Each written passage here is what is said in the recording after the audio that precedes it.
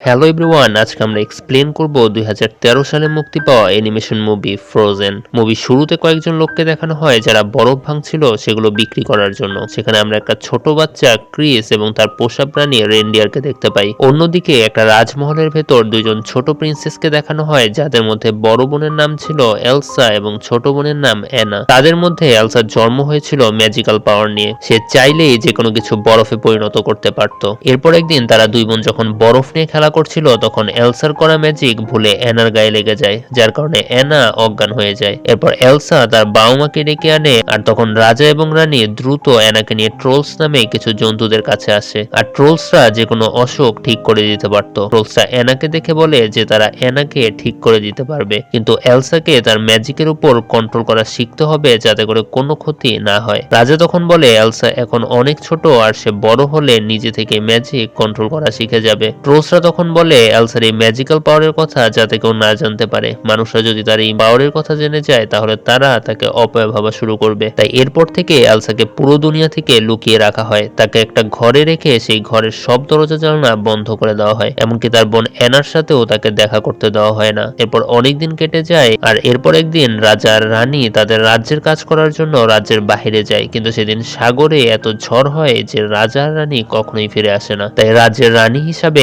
এলসার অভিষেক হয়। আর অভিষেক অনুষ্ঠানের আগে এলসা ভাবতে থাকে যদি সে মানুষের সামনে ভুলে কোনো কিছু স্পর্শ করে বরফে পরিণত করে ফেলে তাহলে সবাই তার পাওয়ার সম্পর্কে জেনে যাবে। অন্যদিকে অ্যানার সাথে একজন প্রিন্সেস দেখা হয় যার নাম হেন্স। হেন্স প্রথম দেখাতে অ্যানাকে পছন্দ করে ফেলে। এরপর আমরা দেখি রাজপ্রাসাদের ভেতর অভিষেক অনুষ্ঠান শুরু হয় আর এলসার মাথায় মুকুট পরিয়ে দেওয়া হয় আর সেই অনুষ্ঠানে অ্যানা হেন্সকে দেখতে পায়। এরপর তারা দুইজন সারা রাত একসাথে থেকে অনেক গল্প করে আর অ্যানাও তখন হেন্সকে ভালোবেসে ফেলে এবং সে এলসার কাছে গিয়ে বলে সে হেন্সকে বিয়ে করতে চায়, কিন্তু এলসা এতে মানা করে দেয় আর বলে তুমি একজন অপরিচিত মানুষকে এত তাড়াতাড়ি বিশ্বাস করতে পারো না। কিন্তু তখন অ্যানা এলসার সাথে ঝগড়া শুরু করে। এলসা তখন প্রচন্ড রেগে যায় আর সাথে সাথে তার হাত থেকে ম্যাজিক্যাল পাওয়ার বের হয়ে পুরো জায়গাটা সেখানে বরফ হয়ে যায়। তখন সেখানে আসা অতিথিরা তাকে ডাইনি বলতে থাকে। এলসা তখন এসব শুনে দৌড়ে রাজপ্রাসাদ থেকে পালিয়ে যায় আর এলসা সেখান থেকে চলে যেতেই পুরো শহর বরফে ঢেকে যায়। অ্যানা তখন তার বোন এলসাকে খুঁজতে বেরিয়ে পড়ে আর সে রাজ্যের সব দায়িত্ব হেন্সকে দিয়ে যায়। অন্যদিকে এলসা একটা পাহাড়ের উপর উঠে এত বছর পর স্বাধীনভাবে তার পাওয়ার ব্যবহার করতে পারে আর এইটা করতে করতে সে তার জন্য একটা বিশাল রাজপ্রাসাদ বানিয়ে ফেলে। এলসা তখন বলতে থাকে আমি কখনোই জানতাম না আমার পাওয়ার দিয়ে এত কিছু করা যায়। এখন থেকে আমার কাউকে দরকার নেই, আমি নিজেই আমার পাওয়ার দিয়ে সবকিছু করতে পারবো। অপরদিকে অ্যানা তখন এলসাকে খুঁজতে খুঁজতে অনেক দূরে চলে যায়, কিন্তু সে কোথাও এলসাকে খুঁজে পায় না। এলসাকে খুঁজতে খুঁজতে সে হঠাৎই পানির মধ্যে পড়ে যায়। এরপর সে একটা দোকানে যায় কিছু গরম কাপড় নেওয়ার জন্য। সেখানে তার সাথে দেখা হয় মুভির শুরুতে দেখানো ক্রিস নামের সেই ছেলেটার সাথে। ক্রিসের পুরো শরীর বরফে ঢাকা ছিল কারণ সে বরফ কেটে বিক্রি করত আর সে অ্যানাকে বলে বরফের এই ঝড় নর্থ থেকে আসছে। অ্যানা তখন বুঝতে পারে তার বোনকে খুঁজে পাওয়ার জন্য ক্রিসই তাকে সাহায্য করতে পারে। অ্যানা তখন ক্রিসের কাছে গিয়ে বলে তোমার বরফ কাটার প্রয়োজনীয় জিনিস আমি তোমাকে কিনে দিতে পারি যদি তুমি আমার সাথে উত্তরের এই পাহাড়ের দিকে যাও। ক্রিস তখন রাজি না হলেও তার পোষা প্রাণী রেনডিয়ার তাকে রাজি করিয়ে ফেলে। এরপর ক্রিস অ্যানাকে নিয়ে এলসাকে খুঁজতে বেরিয়ে পড়ে। সেখানে অ্যানা ক্রিসকে সবকিছু খুলে বলে যে সে একদিনের দেখাতে প্রিন্সকে বিয়ে করতে চাওয়ায় তার বোন এলসা তাতে রাজি হয়নি। তখন ক্রিস তাকে বলে তোমার বোন ঠিকই করেছে তোমার এই পাগলামিতে রাজি না হয়ে। আর তখনই অনেকগুলো নেকড়ে তাদের পিছু করতে থাকে।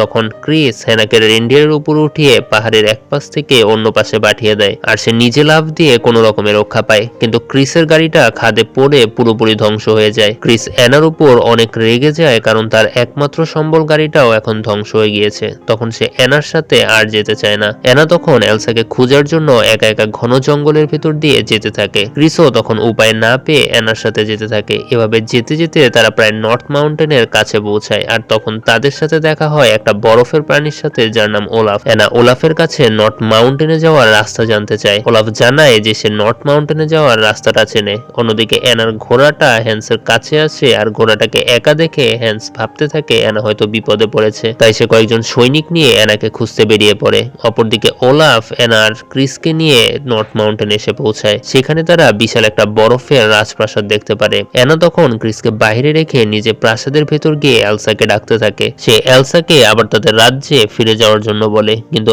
এলসা অ্যানার কোনো কথা শুনে না আর তাদের মধ্যে ঝগড়া শুরু হয়। তখন এলসা রাগে অ্যানার উপর তার ম্যাজিক্যাল পাওয়ার দিয়ে আঘাত করে। এরপর সেখানে ক্রিস আর ওলাফ এসে এসে অ্যানাকে নিয়ে যায়, কিন্তু অ্যানা তখন অনেক অসুস্থ হয়ে যায়। এটা দেখে ক্রিস অ্যানাকে ট্রোলসদের কাছে নিয়ে আসে।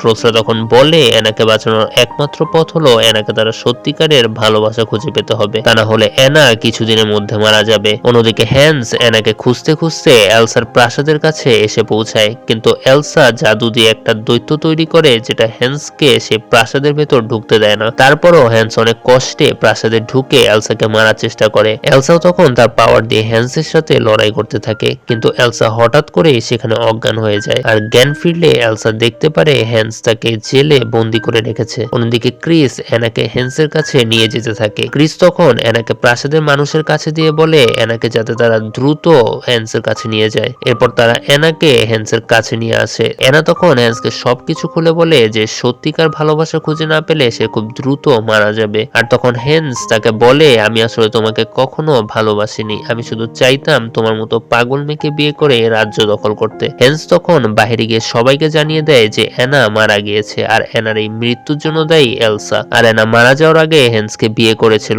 তাই সে এখন এই রাজ্যের রাজা। আর তাই সে সবাইকে অর্ডার দেয় এলসাকে মেরে ফেলার জন্য, কিন্তু এলসা ততক্ষণে জেল ভেঙে পালিয়ে গিয়েছিল। অন্যদিকে অ্যানার কাছে ওলাফ আসে, আর অ্যানা ওলাফকে হ্যান্সের বেইমানির কথা জানিয়ে দেয়। ওলাফ তখন অ্যানাকে নিয়ে প্রাসাদ থেকে পালাতে থাকে, কিন্তু তখনই বাইরে প্রচুর বরফের ঝড় শুরু হয়ে যায়। আর হ্যান্স তখন এলসার কাছে এসে বলে তোমার বোন তোমার ম্যাজিকের কারণে মারা গিয়েছে। এটা শুনে এলসা অনেক ভেঙে পড়ে। তখন হ্যান্স পেছন থেকে এলসাকে মারতে যায়, আর তখন অ্যানা এটা দেখে হ্যান্সকে আটকাতে গিয়ে পুরোপুরি বরফ হয়ে যায়। আর তখন সেখানে ক্রিস আসে। ক্রিস আর এলসা দেখতে পারে অ্যানা এলসাকে বাঁচানোর জন্য সম্পূর্ণ বরফে পরিণত হয়েছে। এলসা তখন তার বোনকে জড়িয়ে ধরে, আর তখনই অ্যানা ধীরে ধীরে ঠিক হয়ে যেতে থাকে। ওলাফ তখন বলতে থাকে এটাই আসলে সত্যিকারের ভালোবাসা। আর এলসাও তখন বুঝে যায় ভালোবাসা দিয়ে সে তার ম্যাজিককেও কন্ট্রোল করতে পারবে, তাই সে তার পাওয়ার দিয়ে পুরো রাজ্যকে আবার আগের মতো করে দেয়। আর এরপর থেকে রাজ্যের সবাই অনেক সুখে শান্তিতে বসবাস করতে থাকে।